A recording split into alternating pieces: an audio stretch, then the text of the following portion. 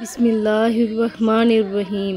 رسول اللہ صلی اللہ علیہ وآلہ وسلم نے ارشاد فرمایا کہ یہ دعا پڑھیں اور ساری فکریں دور۔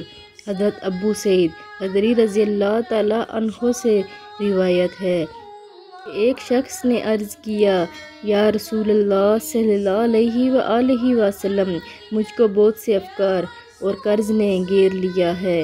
آپ صلی اللہ علیہ وآلہ وسلم نے ارشاد فرمایا کہ تجھ کو ایسا کلام بتلا دوں کہ اس سے پڑھنے سے اللہ تعالیٰ تیری ساری فکریں دور کر دیں اور تیرا قرض بھی ادا کر دے۔ اس شخص نے عرض کیا، بہت خوب۔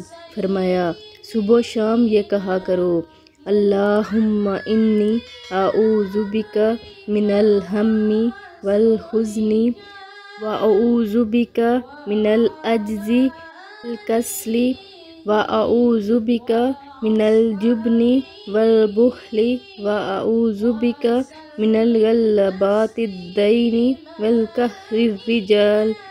اس شخص کا بیان ہے کہ میں نے یہی کیا سو میری سارے غم فکریں بھی جاتی رہی اور قرض بھی ادا ہو گیا۔